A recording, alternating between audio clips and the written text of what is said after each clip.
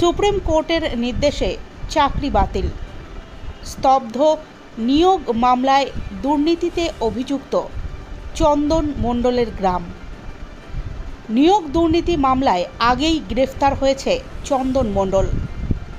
তার বাগদা মামা ভাগিনা এলাকায় বাড়ি।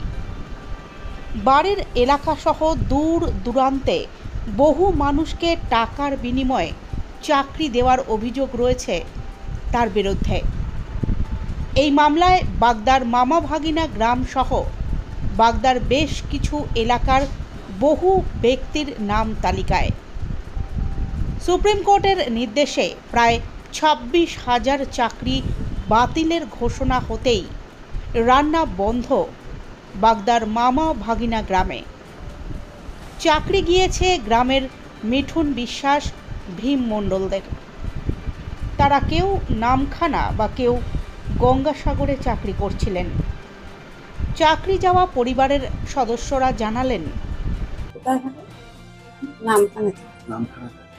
আপনি যে সুপ্রিম কোর্ট যে রায় দিয়েছে বাতিল করে দিয়েছে শুনেছেন? হ্যাঁ শুনলাম তো, এখানে থাকি। বলবেন এখন কি বলবো আমরা? যে ছেলে চাকরি করে তার নাম কি? মিঠুন বিশ্বাস। কিসে চাকরি করে? ওই ডক্টরি। হ্যাঁ, ডক্টরি সি গ্রুপে। কত সালে চাকরি পেয়েছিল? কত সালে? 2016।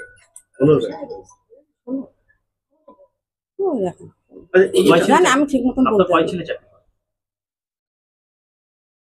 দুই ছেলে। সুমন কিসে চাকরি করে? সুমন মাস্টার। কোন স্কুলে? ও আছে হেলাংসায়। ওর খবর কি?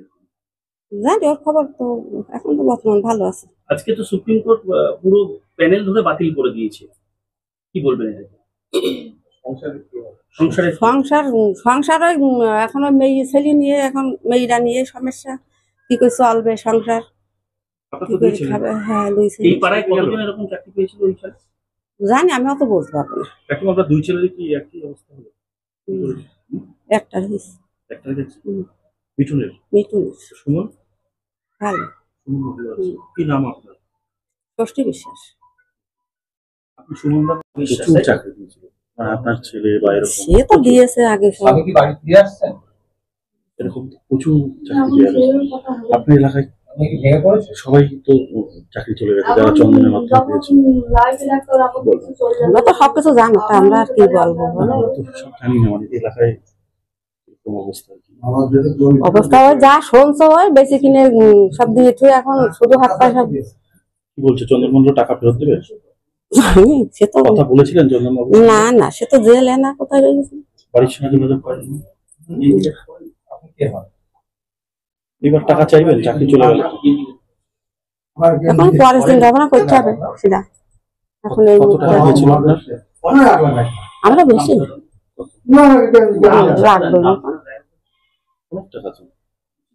চাকরি যদি না থাকে ফেরত চাইতে হবে না? আমার নাম ষষ্ঠী বিশ্বাস।